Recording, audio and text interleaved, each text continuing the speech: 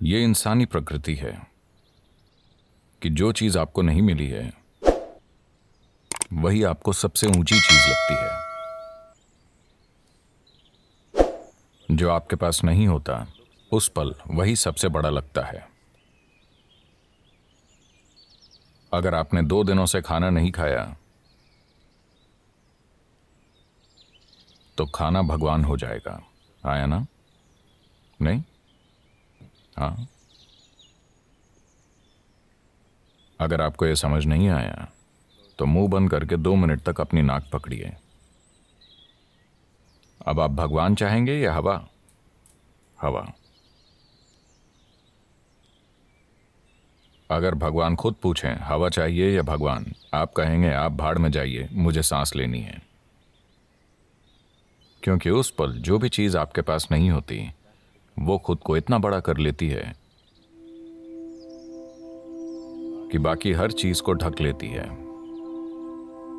या दूसरे शब्दों में, जब आप मजबूरी की स्थिति में होते हैं तब चीजों को वैसा नहीं देखते जैसी वो हैं, वो बहुत बढ़ चढ़ जाती हैं। अगर आपका ब्लैडर भरा है, 1 मिनट, मैं आत्मज्ञान की बात कर रहा हूं। आपका ब्लैडर भरा हुआ है, क्या आपको रुचि होगी? मुझे आत्मज्ञान नहीं चाहिए। फिलहाल बाथरूम जाना ही परम मुक्ति जैसा है। हाँ या ना? तो चाहे जो मजबूरी हो, मजबूरी की स्थिति होने पर आप किसी भी चीज को उसके असली रूप में नहीं देखते। Life will get distorted to make you think that that is it at that moment. जीवन उस पल आपको ये सोचने पर मजबूर कर देगा कि यही सच है। तो इस तरह इंसानी जीवन एक मजबूरी से दूसरी में जाता रहता है। यह आपको चीजों को उनके असली रूप में देखने का कभी समय ही नहीं देता। अगर आप जीवन को वैसा नहीं देख सकते जैसा वो है, तो क्या आप उसे वैसे संभाल पाएंगे जैसे संभाला जाना चाहिए? बिल्कुल नहीं, है ना? अगर आप चीजों को उनके असली रूप में नहीं देखते तो आप उन्हें वैसे नहीं संभाल पाएंगे जैसे संभाला जाना चाहिए। इसी कारण लोगों के जीवन और समाज कई तरह से भद्दे हो गए हैं। जब मैं भद्दा कहता हूं तो मेरा मतलब है सामान्य।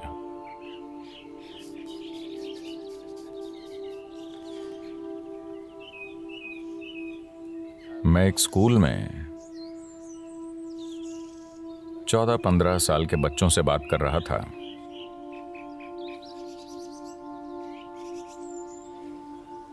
And वो लगभग 11-12 लड़के लड़कियां थे। मैं उनसे पूछ रहा था कि वो आगे क्या करेंगे, because they were in the 10th standard or something. क्योंकि वो शायद 10वीं क्लास में थे। वो सिर्फ नौकरी ढूंढकर पैसा कमाने की बात कर रहे थे। मुझे विश्वास ही नहीं हुआ, क्योंकि जीवन भर मैंने कभी पैसे कमाने की नहीं सोची। मेरे पिता अपना सिर पीटते थे, इस लड़के के दिल में डर ही नहीं है, इसका क्या होगा, इसका क्या होगा। मैंने कहा डर नहीं होना समस्या है? मुझे लगा डरना समस्या है। मैंने कभी नहीं सोचा कि डर ना होना समस्या है।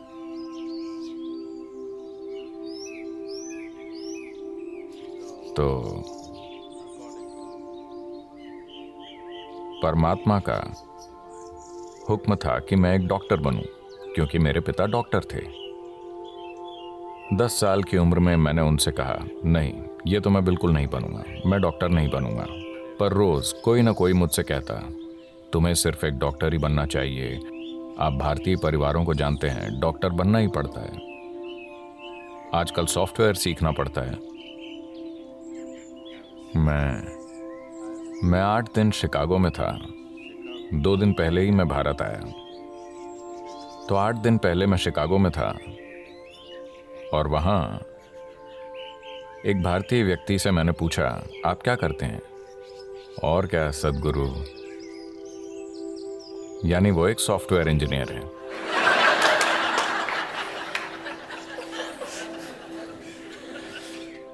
कुछ समय पहले कोई कहता और क्या, तो वो एक डॉक्टर होता।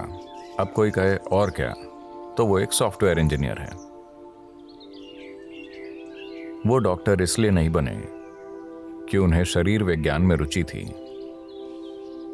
वो सॉफ्टवेयर इंजीनियर इसलिए नहीं बने कि उन्हें इलेक्ट्रॉनिक्स में रुचि है, बस पैसा कमाने के लिए। क्या ये जरूरी नहीं है?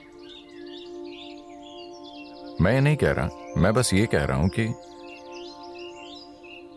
एक चींटी जिसका दिमाग आपसे 10 लाख गुना छोटा है, वो भी जीवन चला लेती है। आपका दिमाग इतना बड़ा है, आपको क्या समस्या है? मैं ये इसलिए कह रहा हूं क्योंकि ये बुरी तरह से सीमित करने वाला विचार युवाओं पर थोपा जा रहा है कि आपको पैसे कमाने होंगे, कि यही सबसे बड़ी चीज है। इतना बड़ा दिमाग होते हुए पैसा कमाना क्या वाकई कोई समस्या है? मैं जानता हूं कि सभी को यही मानने के लिए तैयार किया गया है, पर ऐसा नहीं है। मैं बता रहा हूं, ऐसा नहीं है। मानव चेतना के लिए पैसे कमाना एक मामूली चीज है, पर दुर्भाग्य से पूरी मानवता अपनी पूरी ऊर्जा और बुद्धि बस पैसा कमाने में लगा रही है। अगर दुनिया में ये नहीं बदलता, मैं ये नहीं कह रहा कि पैसे नहीं कमाने चाहिए, मैं बस ये कह रहा हूं कि इसे पूरी इंसानी चेतना पर हावी नहीं होना चाहिए। अगर आप एक छोटी उंगली से काम करें तो ये पैसे कमा लेगी, इसमें इतनी काबिलियत है। पूरी इंसानी प्रतिभा मुरझाकर मर गई है, सिर्फ इसलिए कि सभी सोच रहे हैं पैसे कैसे कमाएं, पैसे कैसे कमाएं। The moment they can earn a living, they will sit down and become fat. जब वो पैसा कमाने लगते हैं तो वो बैठे बैठे मोटे हो जाते हैं। आपको सोचना चाहिए, मैं इस जीवन के साथ क्या कर सकता हूं, है ना? आपको सोचना चाहिए, इस जीवन के साथ सबसे बड़ी चीज मैं क्या कर सकता हूं, क्योंकि एक दिन आप मर जाएंगे। क्या आप जानते हैं? क्या आपको पता है आप मर जाएंगे? तो मरने से पहले इस जीवन को परम संभावना तक पहुंचना चाहिए, है ना? मैं पैसे कमाता हूं, पैसे कमाता हूं, लोग गर्व से कहते हैं। आप क्यों नहीं देखते कि हर कीड़ा, हर पक्षी, हर जानवर, इस धरती का हर प्राणी जीवन चला रहा है? इतना गर्व कि मैं अपना जीवन चलाता हूं, इसमें इतना गर्व करने की क्या बात है? सभी अपना जीवन चला रहे हैं, है ना? सिर्फ इंसान ही इसे मुद्दा बना रहे हैं। बहुत बड़ा मुद्दा। जब मैं ये देखता हूं कि इंसानी बुद्धि जीवन चलाते चलाते कैसे कुर्बान हो गई है, तो विश्वास नहीं होता। मनुष्य कितना कुछ कर सकते थे, वो अद्भुत चीजें कर सकते थे, पर उसके बजाय वो पैसा कमा रहे हैं।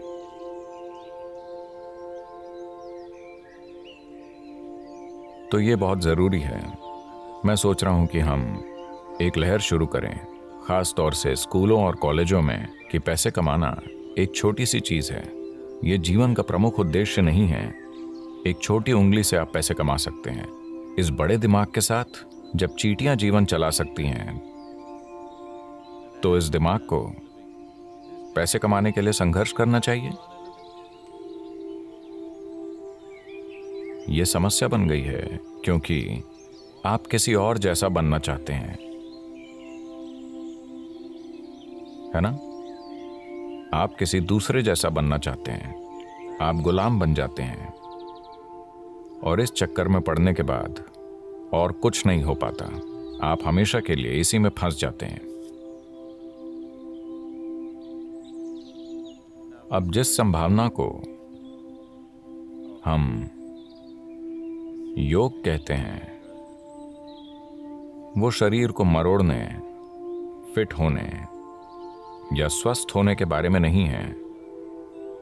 अगर आप प्रकृति के साथ तालमेल में हैं तो प्रकृति ये सब कुछ कर देगी।